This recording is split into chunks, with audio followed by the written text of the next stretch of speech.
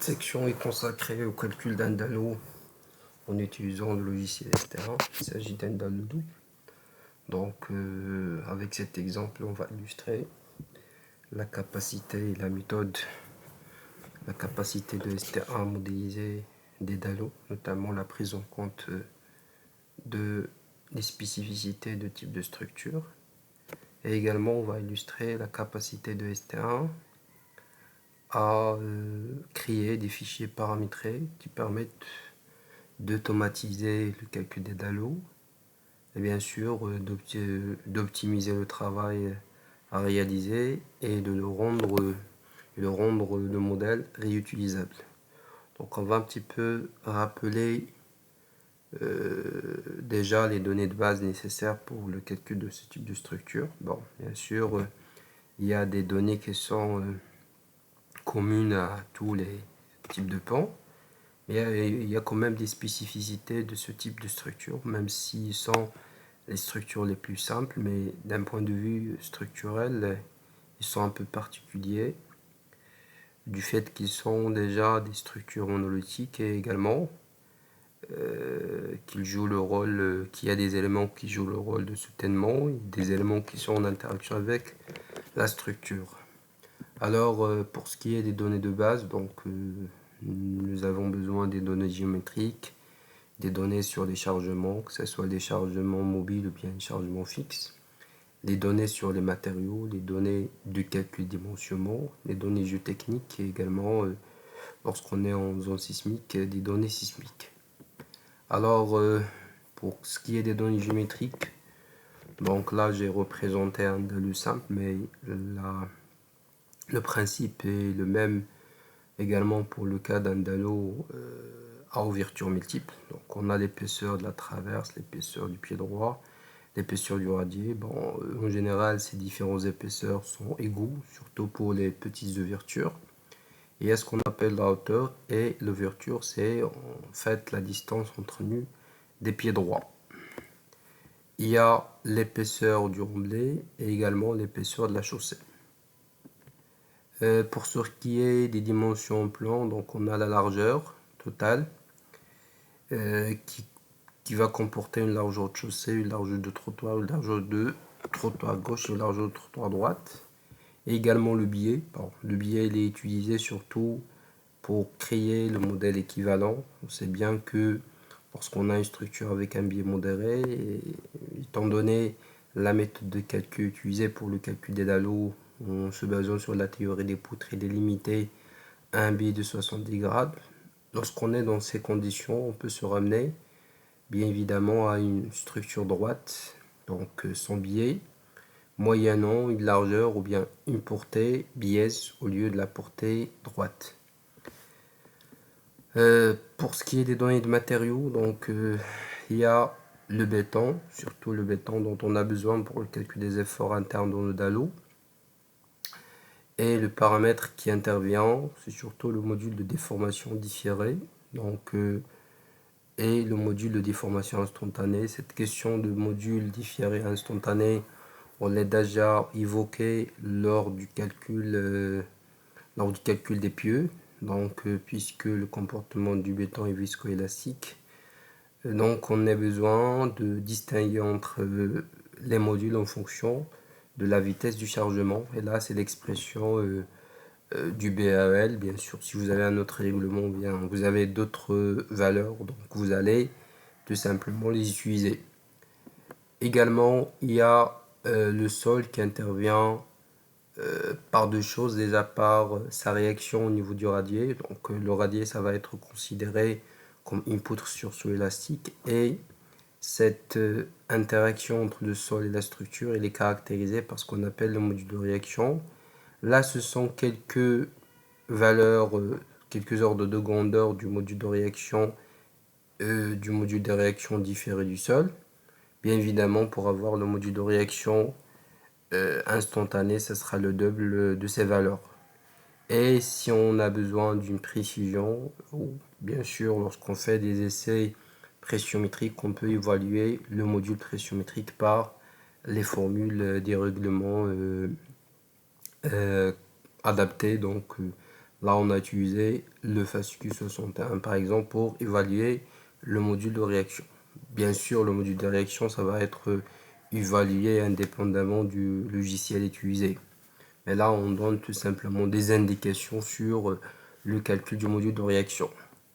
Ensuite, et pour ce qui est des rechargements, donc on va distinguer des charges permanentes, c'est le poids propre de la structure, le poids des structures et l'action des terres. Donc également, il y a les données d'exploitation, donc les actions à caractère normal, les actions à caractère particulier, les surcharges du trottoir et les surcharges sur remblai. Donc pour ce qui est des charges du poids propre, ça va être généré automatiquement par le logiciel. Pour ce qui est des poids de superstructure, en général, ils sont calculés sur la base des masses caractéristiques des différents matériaux constituant ces superstructures, multipliés par leur surface ou bien leur épaisseur et ainsi de suite. Bien sûr, ces charges ils sont entachées de certaines incertitudes. Pour tenir de ces incertitudes, on prend des majorations et des minorations. Donc on va faire un calcul en fourchette. On va considérer une valeur maximale des actions de superstructure et une valeur minimale, calculée sur la base de cette valeur nominale des poids des superstructures. Également, pour ce qui est des actions des terres, on distingue les poids des terres, donc, qui sont sur la traverse supérieure. Donc, leur action est calculée sur la base d'un poids volumique de 2 tonnes par mètre cube et de l'épaisseur des traverses. Bien sûr, on tient compte de ce qu'on appelle l'effet Marston. L'effet Marston qui a pour effet de augmenter le poids des terres, alourdir les terres sur la traverse supérieure. Pour ce qui est des poussées de terre, donc étant donné que déjà ils sont calculés en fonction de la hauteur totale du remblai du coefficient de poussée, donc on a une incertitude importante sur le coefficient de poussée, notamment la valeur du coefficient de frottement.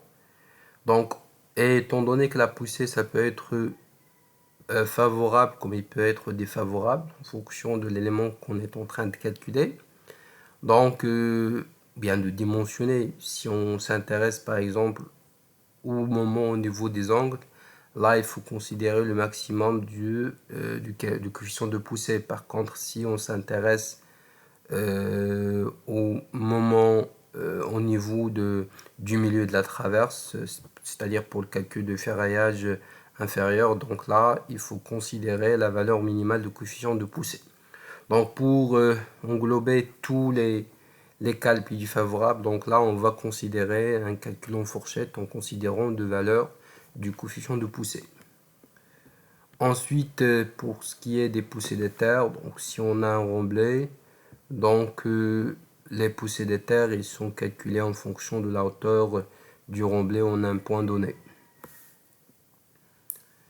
Ensuite, pour ce qui est de l'effet de Marston, donc ça provient du fait que le tassement du cadre il est inférieur au tassement du remblai adjacent, que ce soit au niveau de la base inférieure ou bien au niveau de la base supérieure, puisqu'il y a bien sûr un différentiel de tassement. À ce niveau-là, il y aura un frottement qui va être transmis à cette partie, qui va faire que ces forces de frottement ils vont alourdir les poids des terres sur la traverse supérieure. C'est ce qu'on appelle l'effet Marston.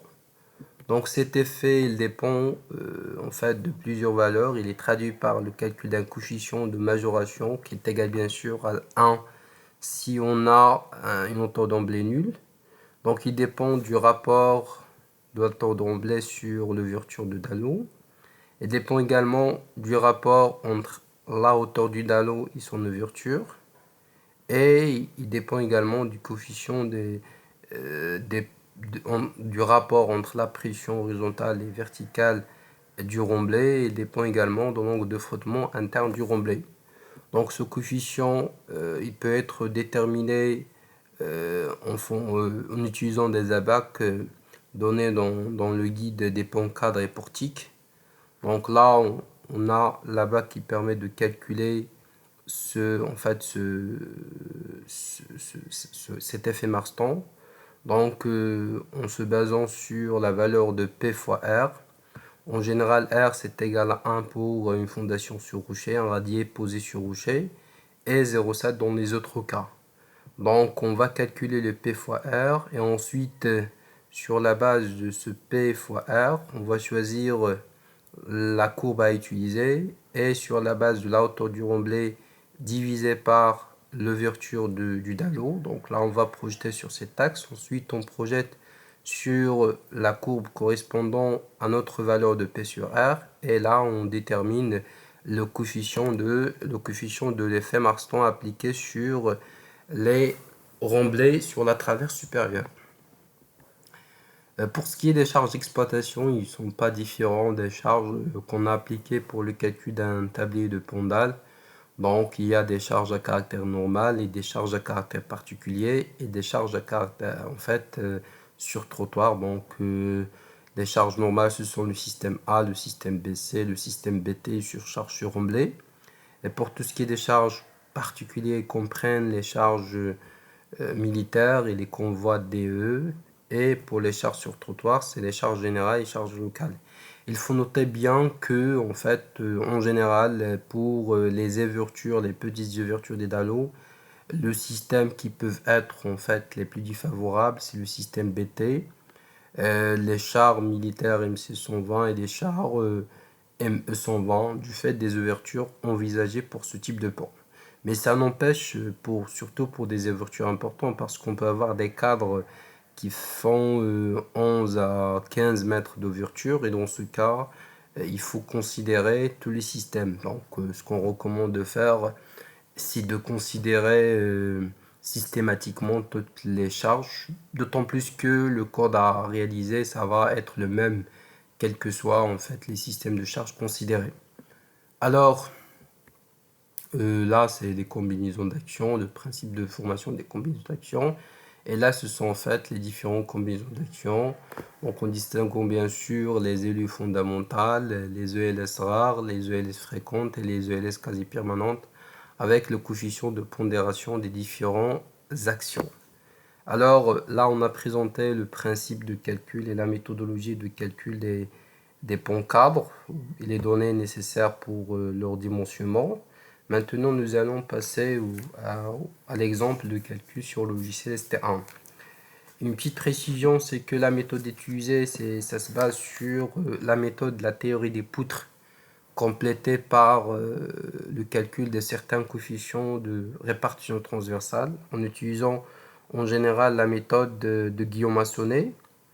Donc là, il faut bien sûr calculer ces coefficients de majoration, bien sûr pour effet de répartition transversale, en utilisant cette théorie. Dans le cas d'un dallot, c'est un peu plus simple que le cas d'un pont à poutre, par exemple, puisque la dalle est isotrope et par conséquent, les calculs ils se simplifient.